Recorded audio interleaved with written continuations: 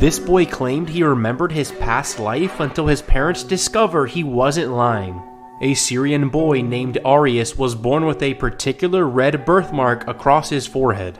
As soon as he could speak, he explained to his parents that he had already lived a past life as another man, claiming he was murdered with an axe by his own neighbor. It turns out a man in their village had gone missing years earlier and the neighbor was the prime suspect. So Arius and his parents went to the neighbor's house to find out the truth. When the neighbor opened the door, he turned white as a ghost, claiming he was innocent.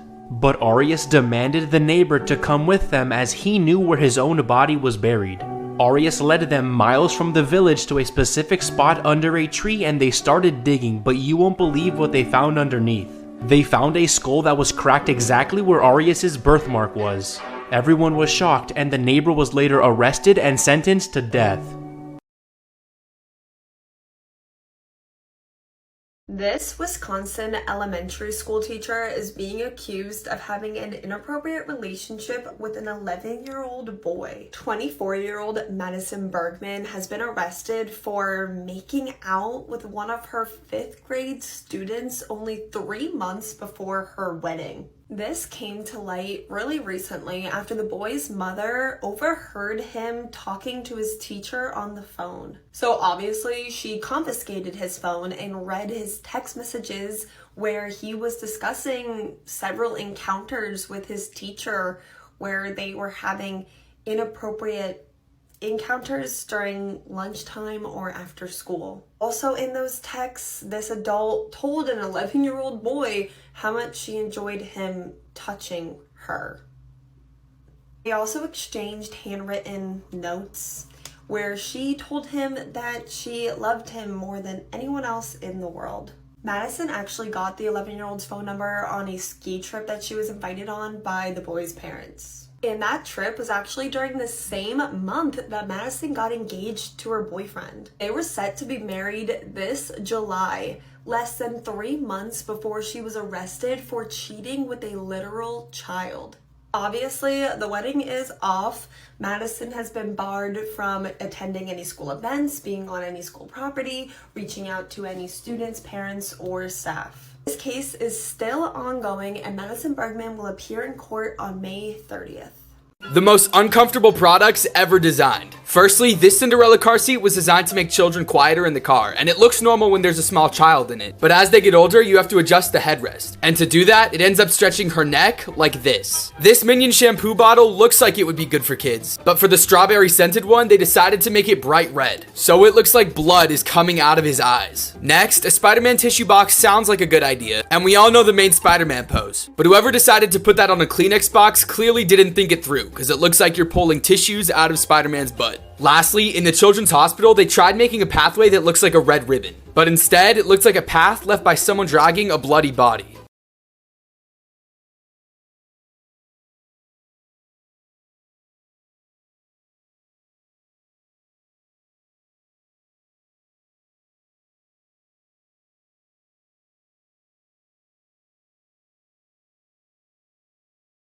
Gruesome facts you didn't know, part 283.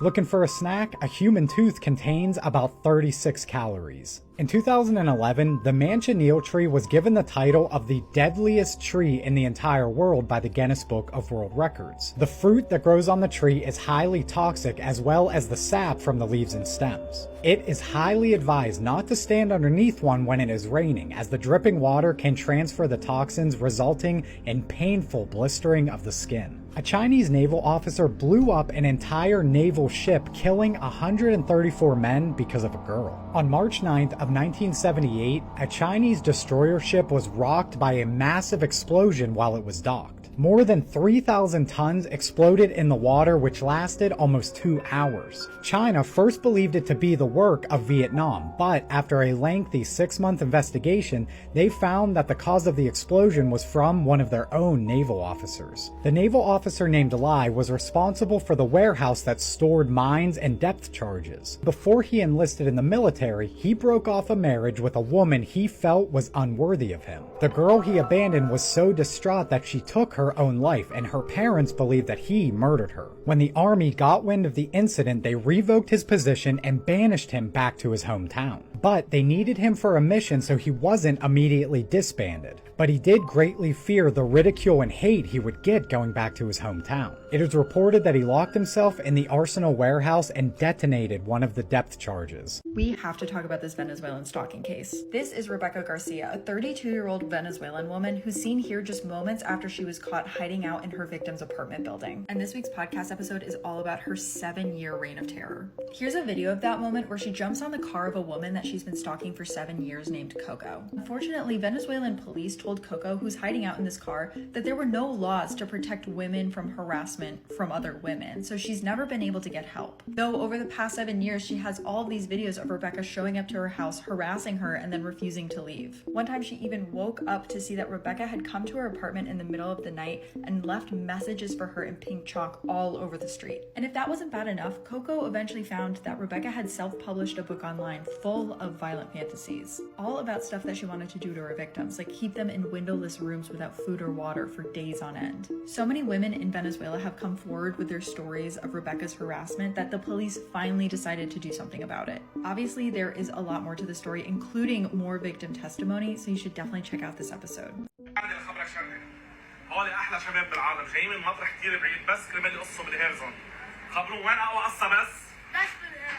According to reports I found online, George Mubayed, who ran the account HairZone700, has recently been arrested for being a pedophile.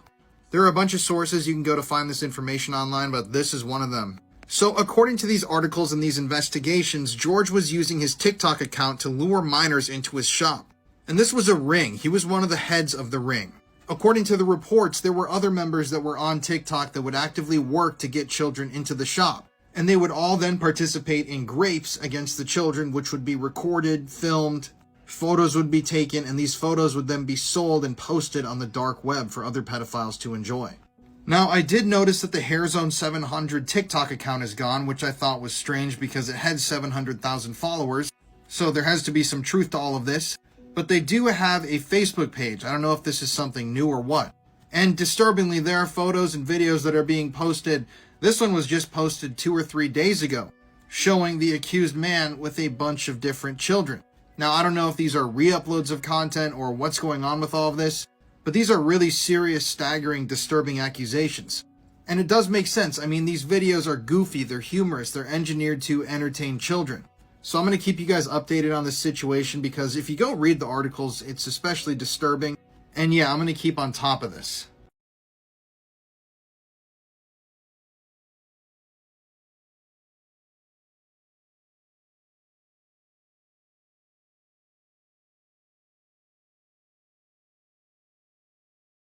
Here's something about SpongeBob you probably didn't know. So you know how they live underwater yet there's a whole beach for no reason? We were all like, how is there water underwater? Well, there's actually such a thing as underwater lakes and rivers. In places like the Gulf of Mexico, seawater will often rise through the thick layer of salt that you'll often find at the seafloor. The rising water dissolves the salt layer, causing it to collapse, all while forming a depression. And of course, the dissolved salt makes the water in the depression denser than the seawater surrounding it, which is how you can end up with a river or lake in the ocean. Some of these underwater rivers can actually be a few miles long. And underwater rivers, which are really just a mixture of saltwater and hydrogen sulfide, behave and flow as normal rivers. Now here's where I f you up. These underwater brine pools are 3 to 8 times saltier than the seawater around it, which is why animals like this eel that get too close can end up getting toxic shock while getting trapped inside. So in a weird way, it's actually possible for underwater animals to drown inside these brine pools. This eel got lucky, but normally most animals that mess around and get that close don't come out alive. Moral of this video: Hillenburg was a f***ing genius.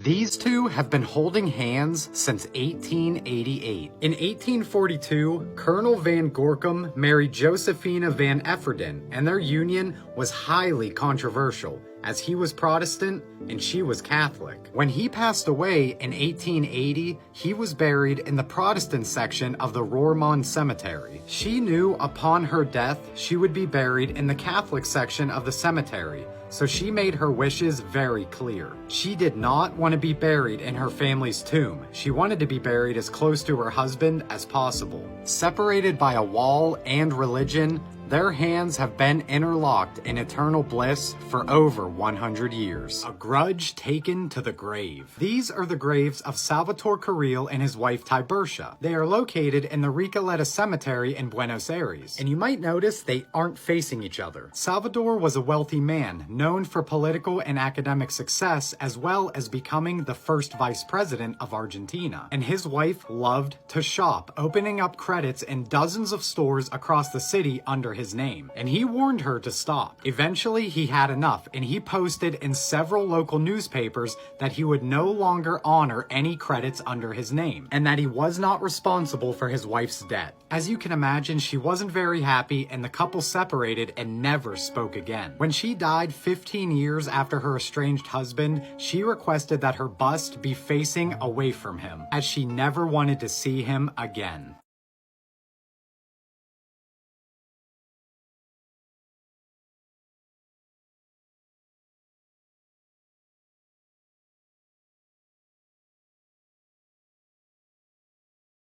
When a doctor's decapitated head was discovered, police were horrified at the killer's identity. It was the 2nd of October 2022 in Westminster, Maryland. The wife of Dr. Magambe Pansuria was concerned. She phoned police to tell them there was absolutely no sign of her husband at home. There was, however, disturbing signs of a struggle. She told police there was blood all around the home. There was also a rug that had suspiciously gone missing from the laundry room. Police arrived at the property but wouldn't have to wait long until they heard devastating news. While officers scoured the property, dispatchers had another call. This time it was from a member of the public. The distressed caller was on Medford Road and reported a body lying at the side of the road. The body was dismembered and wrapped in a rug that matched the one that had gone missing from the house. Meanwhile, investigators found blood at the property in the garage and the bathroom. Blood was also found on the road nearby. Then, when the doctor's son, Ravi, came home, more shocking discoveries. He had come back in the family truck, which also contained blood and human tissue. Ravi himself was also found in clothing that had blood on it, and he was found in possession of a bloody hatchet. The blood was ultimately determined to be his father's. Just days later, investigators found his dad's head and hands in a creek. An autopsy confirmed that the victim had been stabbed 45 times. He suffered blunt force injuries to the head. Ravi was ultimately convicted of first-degree murder and was given life in prison without the possibility of parole. A motive for the crime is unknown. The victim was said to be a funny and generous man who loved gardening and had a real ability to connect with others. This is maybe the scariest marketing campaign I've ever seen for a horror movie, and it's full of terrifying Easter eggs that are freaking viewers out. So on January 5th, Neon dropped a 30-second clip out of nowhere that just features a man calling 911. He says, "It's my daughter, I gotta be quiet, and that's not my daughter." Then it cuts to this chilling image, and then we get this code with no other context. People don't even know what movie this is for at this point. And in general, I cover a lot of dark pop culture stuff, so follow along if you're interested. Then a week later, we get another clip. Again, we have no context for what this is for, but it features someone unearthing something. But it's what is shown next that is freaking people out. It cuts to and holds on this image, which is kind of giving Valak. And Medical Movie Man realized if you brighten it, it becomes truly the stuff of nightmares. But then we get more code and no movie title. Until we get a trailer where it's revealed the code spells out long legs, the name of the movie. And through that, people realized the codes at the end of the other videos all had satanic messages. One said "Hail Satan," another said "Hell awaits," and another pointed to a verse in the Bible that mentions Satan. We've gotten a few more clips from Neon, and one of which includes this poem, which I'm still trying to make sense of. That one also ends with the phrase "daughter of the seventh she." Some people think this is referring to how the seventh child of a seventh child is important in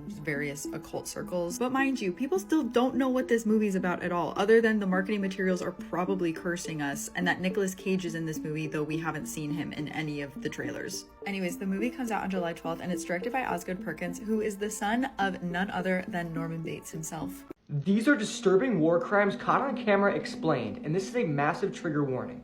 The video that I'm about to explain is pretty disturbing and lasting quite long, coming in at 6 minutes in length. The video isn't an easy watch at all, and some people even believe the video is not real whatsoever. But that hasn't been confirmed or denied. The video appears to be edited together, some clips are clear and others are blurry.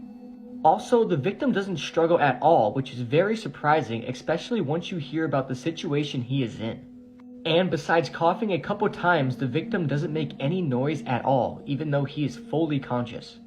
As you play the video, it takes place in a rural location, and you see two men in military gear holding two shovels, standing next to a deep, freshly dug grave. Then you see another two men enter shot, also in military gear, and they are bringing the victim to the grave. Once they get close to the grave, they push the victim into the grave, and the victim's hands are tied behind his back and he has a bag over his head. After the victim falls into the grave, it's hard to make out, but it's possible the two men holding the shovels next to the grave strike the victim with them. The person filming then gets closer to the scene, and you see the victim lying face first into the grave. He coughs and makes a couple of sounds, but surprisingly doesn't scream once. Two of the men then quickly start shoveling dirt into the grave, while another hops into the grave to duct tape the man's feet together. As the men continue to shovel dirt into the grave, one of them says he's not dead yet. And for the next 6 minutes, the men continue to shovel dirt into the grave until it's completely full. Once the grave has been filled in, a man then stomps the dirt flat before taking a rusty old shovel which he sticks into the ground upside down, and he's using this rusty shovel as a makeshift gravestone. He then writes something on the shovel which isn't clear enough to translate, but I would assume it's some sort of insult to the victim or a warning sign to their enemies. Whether the video is real or not is still up for debate, but what's for sure is the video is still extremely awful and disturbing. There's not many worse ways to die than being buried alive. The victim was literally feeling the weight of the earth on him until he suffocated to death. I don't recommend searching for this or watching the video. It's truly just awful.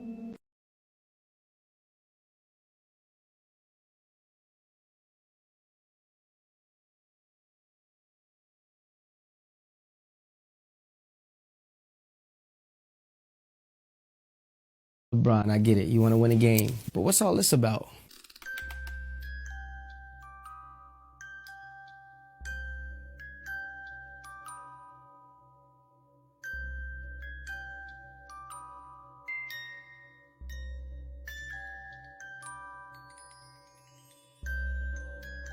A little fishy if you ask me. Make sure to hit that follow button because tomorrow's video is crazy.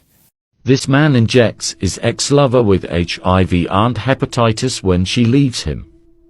This is the horrifying case of Janice Turan. In 1994, Janice went to the doctors because she started to feel ill. There, the doctors told her she was pregnant. But she also learned she tested positive to HIV and hepatitis.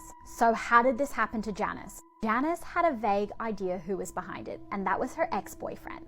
See, Janice was actually having an affair with Dr. Richard. He was a married man and he'd been seeing Janice for several years, promising her that he would leave his wife.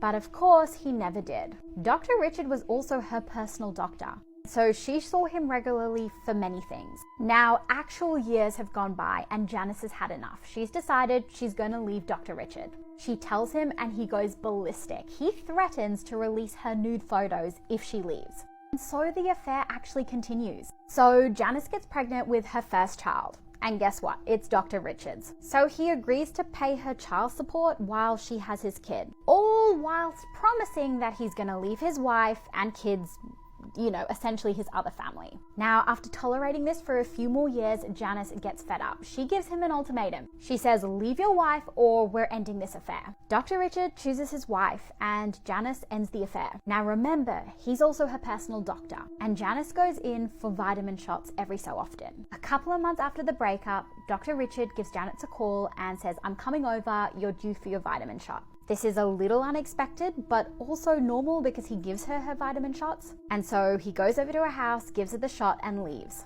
They literally don't speak again. So Janice tells us the police and they search Dr. Richard's office and they find 2 vials of infected blood that he's keeping. He's arrested and charged with attempted murder. He's now serving 50 years in prison. If you want to hear more stories about real life people, remember to follow. Last week, this video went viral showing a group of teens dumping buckets of trash straight into the ocean. And yesterday, those teenagers finally turned themselves in. They've been identified as 15-year-old Charles R. and 16-year-old Michael K. The group was attending the annual Boca Bash event, where hundreds of people gather on their boats to party. A content creator called Wavy Boats starts filming this specific boat because it was speeding away from the event despite the huge swells, and accidentally captures them committing a crime. They captured the teens dumping 2 full trash cans filled with bottles, cans, and plastic cups straight into the ocean. And when they noticed the drone filming them, they started celebrating. Both teens have been charged with 1 count of causing pollution, a third-degree felony. They face a maximum of 5 years in prison and a $50,000 fine if convicted. The chairman of Florida's Fish and Wildlife Conservation Commission wants the teens to do 500 hours of community service. I think prison time is a little overkill, but if they spend hundreds of hours picking up trash on the beach, they'll probably learn something. When a man was put in prison for killing his mum, his family should have been safe. Then another member of the family was brutally murdered, but this time by someone else. Just a warning here, this case is absolutely sickening. In 2013, the dismembered body of Tanya Bird was discovered in suitcases in the Bronx. Now, if you haven't already watched my first video on this case, I advise you to go back, watch that video, and then come back to this one. Tanya's son, Basid, was pictured here holding her dismembered head. He was later convicted of her murder and jailed for 25 years to life. However, that was far from the end of the tragedies of this family. While Basid was in prison, another family member was about to be murdered again, but by another family member. Now, as I said in my previous video about this, convicted murderer Basid had a son when he went to jail. This was Zamir Coombs. He was a sweet little boy, aged just 4 in 2017. While his dad was in prison for killing his own mother, Zamir was in custody of his mum, 28-year-old Zara Coombs. She was dating somebody else at this point. She was no longer with Basid. In January 2017, Zara was at home with her little boy when he asked for something to eat. She refused to give him any food, so he took matters into his own hands and went over to the fridge to grab an egg. He then accidentally dropped the egg on the floor. She reportedly became so enraged that she beat him to death with a broomstick. The little boy didn't stand a chance. She then callously put his body in a storage container and carried on with her daily chores, like feeding her little baby. When Zara's boyfriend returned about 20 minutes later, he found the absolutely horrifying scene. He was confronted by the realization that his girlfriend had just murdered her own child. He rang police, they raced to the scene and rushed the little boy to hospital, but it was tragically too late. Shockingly, she was only given 17 years in prison after pleading guilty to manslaughter and endangerment of a child. This pedophile cop committed one of the worst crimes I've recently read about. This is 28-year-old Stephen Kyle Cugini. Stephen previously served with the United States Army, and afterwards he became a police officer in Pennsylvania. So on Monday, April 15th, 2024, after the 13-month-old baby that he was caring for was dropped off at daycare, the employees there noticed that the baby was badly injured and they reported it to authorities. I'm just going to read this to you. The baby was taken to the hospital then for her broken tibia, fibula, bruising on her face, ears, left foot, ankle, butt, and genitals. And the doctor noted, quote, significant injuries to the genitals. But this was complicated. You see, at first the 13-month-old baby's mother tried to cover for her boyfriend. She claimed that the family's dog had caused the injuries and this was nothing more than diaper rash. However, she would soon make a disturbing admission. On Saturday, April 13th, this woman had let Stephen give her 13-month-old baby girl a bath. Apparently, Stephen told her that he had locked the bathroom door to keep her 5-year-old son out, but soon the mother heard her daughter, quote, cry very loudly and, quote, repeated pounding. She then went and knocked on the door and it took 10 seconds for Stephen to open up. And when he did open the door, she noticed that his shirt was soaking wet. So, based on the injuries, authorities then arrested Stephen Kyle Cugini, but he immediately tried to claim that all this is a misunderstanding. This was just diaper rash. He said that he had seen the same diaper rash in his 2 own twin daughters. That's right, to add insult to injury in this terrible situation, Stephen actually had 2 kids of his own. This is his LinkedIn profile. You can even see down here, he says, I am also a father of twin daughters. I don't even want to know what happened there. Thankfully, though, Stephen has been arrested and he's expected to face charges for all of this. But it always blows my mind how respectable people like Steven, a guy who was in the United States Army, a guy who took an oath to protect and serve people of this nation, how someone like that can do such a depraved, disgusting, disturbing thing.